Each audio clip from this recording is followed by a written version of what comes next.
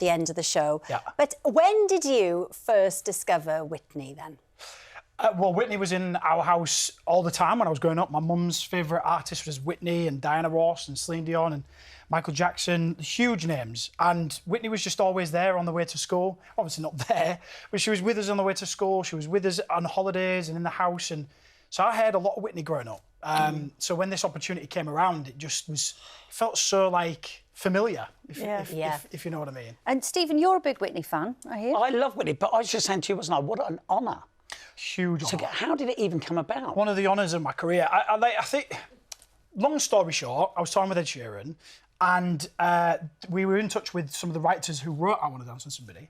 And so it kind of got us thinking. I did a bit of a mashup. So in Dance on My Own, I went into the I Want to Dance with Somebody chorus. Stadium full of people just loving it. And so that video made its way over to the Whitney Houston estate.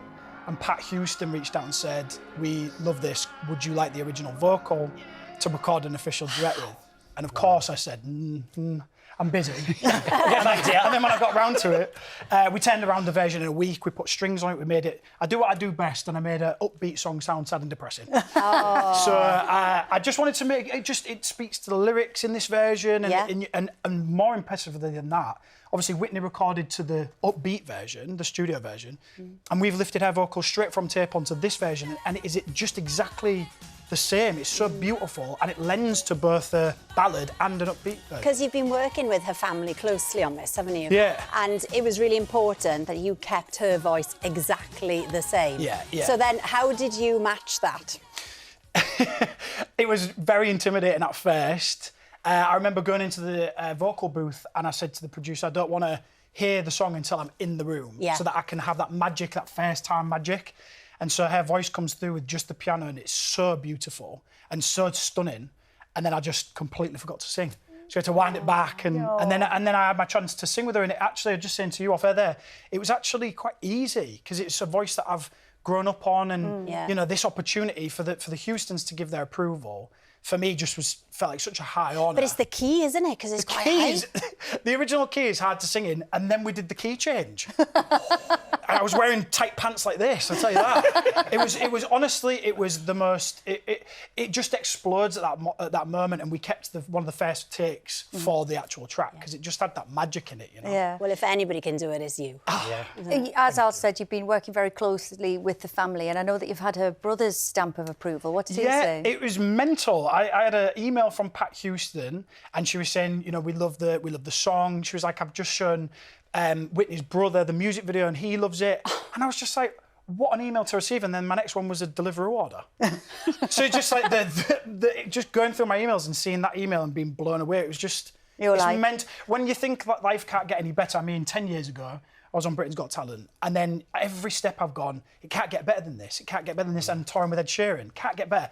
Got a duet with Whitney Houston. I'm like, my life just seems to get. But that says everything about him, doesn't it? It says everything about you. Well, it does. You know what I mean? I love that. I want to dance with somebody, and then I want a chicken korma. You've got both emails. Exactly. Exactly.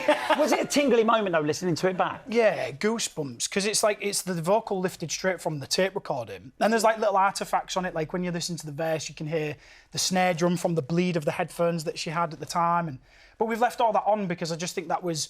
My highest priority was being as respectful to her and her fans all across the world. Yeah, of course. That we're rightly going to judge this version. I just wanted to make it as respectful and as beautiful as possible. And the track is on the new album, AVENOIR. Now, I have to admit something. I didn't know what that meant until today. Would you like to enlighten those of us that don't know? It's a crazy title, isn't it? I mean, say it in a Yorkshire accent as well. AVENOIR.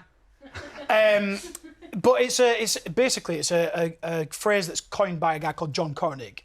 And he has this kind of theory about how we move through life as a rower moves, always moving forward, but only being able to see backwards, like see your memories.